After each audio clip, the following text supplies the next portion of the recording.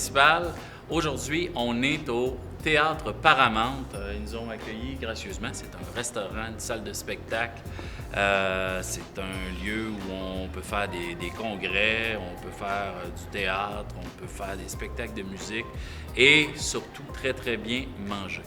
Aujourd'hui à l'émission, on a la chance de recevoir un être, ma foi, d'une patience extraordinaire et d'une intelligence supérieure. J'ai nommé Jean-Michel Laliberté, qui est enseignant dans technique de l'informatique au Cégep de l'Abitibi-Témiscamingue, au campus de Rouen. Donc, salut Jean-Michel. Bonjour. Content de te recevoir. C'est le fun d'être avec toi aujourd'hui. T'es fin de venir nous parler de ta technique. Oui. Donc, l'informatique, on a souvent l'impression que s'embarrer, c'est vraiment juste l'espèce de... On est embarré dans, je sais pas, entre quatre panneaux gris d'un bureau. C'est pas ça. Aujourd'hui, l'informatique se trouve dans l'ensemble des secteurs. Puis en plus, par ce que tu viens de dire là, si on parle à tous les étudiants qui ont fini leur technique informatique, ils vont souvent nous dire que leur tante, leur mère, etc., vont dire « Ah, mon fils, il a fait sa technique informatique, fait qu'il va pouvoir réparer ton téléphone. » Arc. Ça devient quasiment tabou, cette affaire-là, parce que maintenant, les étudiants d'informatique, souvent, quand ils vont sortir dans des réunions de famille, ils vont justement ne jamais parler qu'ils sont techniciens informatiques. Il y en a dans le bureau, je sais pas ce qui se passe avec mon Word, le vieux mononcle. C'est ça. Fait que la technique informatique, ça va être bien plus que ça, et c'est beaucoup plus large que, justement, on va dire, la réparation d'ordinateurs. Parce que c'est vraiment le gros cliché, ça. Mais nous, en tout cas, moi, ma partie, on va dire, dans la technique, c'est jouer vraiment avec le multimédia. Je vais parler de jeux vidéo. On va avoir des enseignants qui vont être plus du côté de la réseautique. Donc, tout ce qui est les appareils de télécommunication qui vont parler entre eux sur un réseau, par exemple, dans un hôpital. Quand on va taper sur notre machine, quand on va travailler avec des documents. Ça prend quelqu'un de brillant qui programme tout ça. Des fois, on travaille sur un document, puis nos collègues y ont accès sans qu'on n'ait rien fait. C'est parce qu'il y a un technicien quelque part en arrière qui a travaillé fort pour que tout ça, ça communique entre eux. Tous les appareils, le petit message, la messagerie interne, en tout cas, les techniciens informatiques font beaucoup un travail, qu'on va dire, d'arrière-plan. Donc, on ne le voit pas. Nous, on a l'impression, effectivement, c'est le gars qui répare les ordinateurs. C'est pas ça du tout. Tu disais tout à l'heure, toi, tu es beaucoup dans le multimédia. Aujourd'hui, le cinéma, c'est de l'informatique en grande partie. Autant les images de synthèse ou même la création des dessins animés. Aujourd'hui, c'est tout informatique, pratiquement, les effets spéciaux. Donc, je ne sais pas, il me semble que c'est un univers qui est passionnant. C'est une porte d'entrée pour énormément de domaines, que ce soit même au niveau de la santé. Tous les appareils au niveau de la santé, on s'entend quand on l'utilise, on veut que ce soit facile, on veut que ce soit facile de comprendre ce qui se passe, comment ça fonctionne. C'est parce qu'il y a des gens qui ont réfléchi à comment le faire fonctionner, comment mettre les boutons, comment que les commandes qu'on va lui donner vont interagir entre elles. Il faut vraiment qu'il y ait quelqu'un qui ait réfléchi pour que ce soit le plus simple possible. On va dire l'usager, je ne veux pas une façon méchante de le dire, mais c'est de la façon, on veut que ce soit le plus simple pour que la personne qui est le spécialiste de son domaine, le médecin, on veut qu'il soit bon en médecine. Exact. On ne veut pas qu'il ait besoin d'une technique informatique pour se servir de la machine. Il y a quelqu'un qui est spécialisé pour ça. Donc, quelqu'un qui aime travailler en équipe, quelqu'un de patient, quelqu'un de...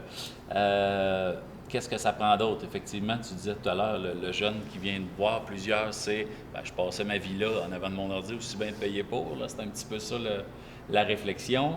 Alors qu'il y a beaucoup d'autres choses que juste la programmation, c'est ce que tu me disais tout à l'heure.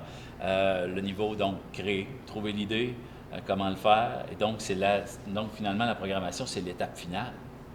Pratiquement. Il faut vraiment savoir c'est quoi effectivement le besoin. Si on fait un logiciel, on fait un site web, il y a des données qui vont transiger sur ce site-là. Juste penser à se connecter sur un site. Non, nous, quand on y va, on clique sur le bouton, on met notre mot de passe, le nom d'utilisateur, ça se fait tout seul. Il faut qu'il y ait quelqu'un qui ait pensé à tout ça, puis après ça, protection des données, c'est super important.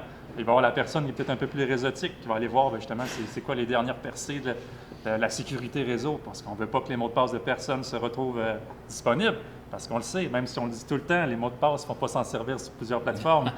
Mais, c'est de s'en rappeler d'une fois à l'autre, c'est fatigant. C'est un site, tu vas 4 fois par année, là, c'est fatigant de dire c'était quoi donc le mot de passe.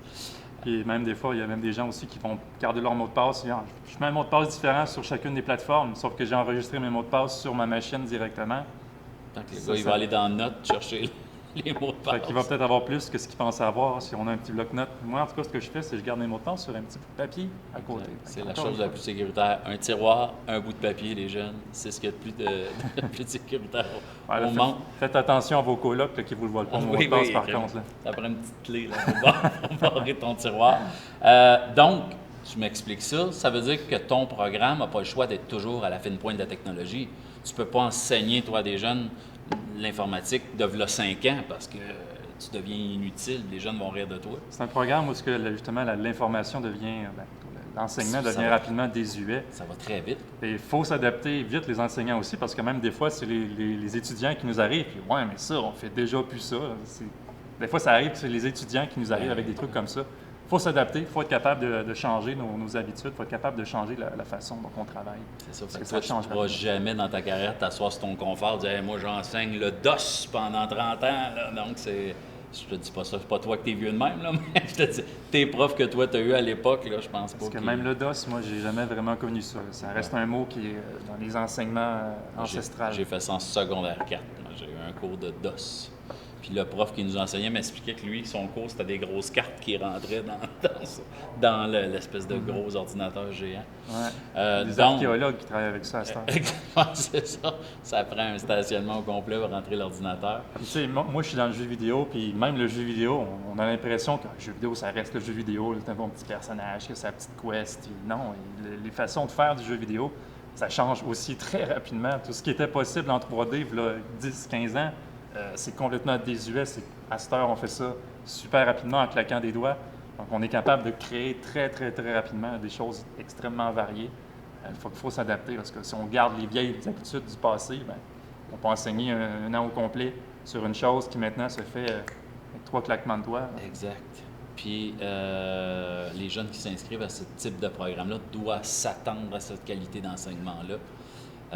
Donc, toi, comment tu fais pour te garder à jour constamment? Ça te prend une curiosité, ça te prend... faut que tu ailles constamment toi-même te reformer ou aller voir qu'est-ce qui se fait. Il faut être très intéressé à ce qui va se passer autant sur Internet que dans le domaine du jeu. En tout cas, c'est le domaine du jeu. C'est ton secteur. Donc, je vais regarder souvent les conventions, les logiciels de développement de jeux ou les conventions comme E3 ou des choses comme ça, les nouveaux jeux qui sortent. Ah, ils amènent des nouveaux aspects qu'on n'avait pas pensé. Maintenant, les histoires d'intelligence artificielle. On n'est plus juste avec un petit personnage, notre personnage avec son fusil qui va se promener, qui va tirer sur l'autre. Une Maintenant, petite bulle, c'est fiable. les personnages sont rendus quand même assez intelligents, même qu'on pense aussi, j'avais vu la compétition de StarCraft 2, Ouais. où il y avait l'intelligence artificielle qui était maintenant rendue meilleure que les meilleurs joueurs au monde. Donc, l'intelligence avait réussi à jouer, on va dire, des millions de parties en même temps. Donc, c'est comme si cette intelligence-là, elle n'avait même pas 3 ans, mais c'est comme si elle avait joué pendant 400 ans à ce jeu-là, 24 sur 24. Donc, c'était vraiment perfectionné des stratégies qu'on n'avait jamais vues. C'est fou. À partir de stratégies qui étaient complètement aléatoires. Si j'essaie de faire telle action dans le jeu, qu'est-ce qui va se passer? L'intelligence, elle faisait n'importe quoi, mais pendant 400 ans, à faire n'importe quoi, tu finis par Donc, trouver elle des sait trucs. exactement quoi faire, à quel moment peut être invincible. Ouais, des stratégies que personne n'avait pensé parce que lui, cette intelligence-là avait juste pensé aléatoirement à essayer des affaires. Parce qu'elle a la possibilité de le faire, tout simplement. Ouais. Hey, c'est fascinant quand même. Les élèves qui arrivent là ne sont pas obligés déjà d'être bons. C'est quoi le niveau de, comment je pourrais dire ça, d'excellence en informatique? Si tu dis, moi, je veux aller dans ce domaine-là, est-ce qu'il y a une mise à jour pour que tout le monde soit égal au début? Parce que toi, tu dois, dépendant de, je ne sais pas de quelle ville, de quelle école, de quel domaine y arrive, tu Ouais. dois avoir des jeunes de niveaux assez différents. Oui, c'est Qu'est-ce vrai. qui se passe au début quand ils arrivent? C'est sûr qu'il y a des étudiants qui vont arriver qui sont déjà, on va dire, plus adaptés. Il y en a qui ont déjà fait de la programmation qui arrivent chez nous. On va dire les premiers cours d'introduction. Ils l'ont appris eux-mêmes chez eux. C'est ça, ils en ont déjà fait. Ça va se perfectionner, ça c'est sûr. Mais n'importe qui est capable de travailler sur un ordinateur, qui est capable d'être logique, là, ça c'est des compétences, c'est sûr qu'il faut aller chercher. Mais il faut être apte un peu avec l'ordinateur, parce qu'on s'entend de se promener sur l'Internet, des choses comme ça. Ça c'est un peu ce que n'importe qui, on va dire, de nos jours est capable de faire. Mais il y a toujours des cours où on va être capable de faire du rattrapage un peu pour les étudiants qui seraient un peu moins aptes. Parce que ça arrive que des étudiants qui viennent de n'importe où dans le monde dans cette technique-là, qui sont peut-être moins familiers avec tout ce qui est la culture populaire ou le domaine de l'Internet et des choses comme ça. Donc, on est capable de faire rattraper ces étudiants-là. Mais aussitôt qu'on comprend un peu la logique de la programmation, tout ce qui est des variables, des fonctions, Donc là, ça, c'est plus la petite poutine de notre côté Ben oui, c'est qu'on va leur apprendre, mais ça, c'est déjà dans la première année. C'est une technique de 3 ans, donc avec la 3e année, on tombe vraiment dans des gros projets. On est capable de centrer, on va dire, de cadrer tous nos étudiants dans ces 3 années-là. Tu disais tout à l'heure, on parlait de choses de base à maîtriser. Ça doit prendre quand même un bon niveau d'anglais quand tu arrives en informatique. Dans mon esprit, c'est un univers beaucoup où les termes sont en anglais, la programmation. Donc, tu dois quand même, si tu n'es pas bon en anglais en arrivant, devoir le développer en cours de route. Bien, c'est sûr que dans le tronc commun, on va dire, de l'arrivée au cégep, les cours d'anglais sont toujours là. Mais c'est vrai que la technique informatique, la programmation, c'est beaucoup de l'anglais. Quand on va parler aussi de réseautique, c'est des commandes qui ont été inventées par des Américains ou des Même Anglais. les recueils ou les... C'est ça. Fait que c'est les commandes qu'on va servir, bien, ça va être beaucoup de l'anglais. Bon, c'est sûr qu'on est capable de glisser parfois un petit peu de français là-dedans, mais il faut s'attendre quand même à avoir il va y avoir une bonne quantité de matière en anglais seulement là-dedans. Puis au niveau des débouchés, des étudiants qui ont passé par votre programme, ça a l'air de quoi une fois qu'ils sont sur le marché du travail? Est-ce qu'il y a une demande? Est-ce qu'il y a une grande possibilité d'emploi? Est-ce qu'ils peuvent choisir la ville où ils vont? Est-ce que... S'ils veulent choisir la ville où ils veulent choisir le pays où ils veulent aller. Okay. Ça touche tellement tout de nos jours, l'informatique. Je ne vais pas dire le cliché encore de « Ah, l'informatique, c'est l'avenir! » Mais c'est partout. Ça touche à tout. Tout. Le gouvernement, tout est informatisé. Tout ce qu'on va toucher, n'importe quelle entreprise va avoir un système informatique qui a besoin d'être maintenu, qui a besoin d'être mis à jour, qui a besoin de nouveaux... Il y a des nouveaux besoins qui apparaissent. Les usines, c'est tout informatisé à cette heure. Donc, je cherche le domaine où il n'y en a pas. C'est ça. Curling. Puis, c'est pas nécessairement toujours d'avoir... ça prend un informaticien, ça peut être quelqu'un qui vient de la gestion, qui va avoir un petit peu de... quelqu'un qui est en informatique, mais qui a un petit peu un bagage en gestion. On peut se placer dans n'importe quelle sphère avec ce qu'on va avoir appris en informatique. C'est un besoin qui est dans n'importe quelle usine, dans n'importe quelle compagnie. Oui. Quelqu'un qui a de l'entrepreneuriat et informatique, peut s'en aller effectivement dans l'équipe de gestion de cette entreprise-là. Quelqu'un qui a, je ne sais pas, qui est plus vendeur et informatique, donc tu peux te promener n'importe où dans une entreprise finalement. Alors, c'est ainsi que se termine cette émission de programme principal. Merci beaucoup à Jean-Michel d'avoir été avec nous aujourd'hui et nous avoir donné le goût, j'espère, de vous inscrire dans la technique de l'informatique. Si vous voulez avoir plus d'informations, évidemment, je vous invite à aller sur le site du Cégep de l'Abitibi-Témiscamingue. Vous cliquez « Technique », technique de l'informatique, et il y a l'ensemble des informations que vous avez besoin. Donc, il y a même une petite adresse si vous voulez communiquer avec le département, si vous avez des questions, si vous voulez aller visiter les lieux, si vous voulez échanger avec quelqu'un peut-être au niveau du recrutement. Ça va nous faire plaisir de vous accueillir. Et évidemment, ici, au Paramount, je vous invite à venir visiter l'Abitibi si vous êtes de l'extérieur. Venez l'essayer, venez vivre l'aventure venez l'essayer une fin de semaine si vous aimez ça. Viendrez étudier ici. On a des profs formidables et des restos, des salles de spectacle.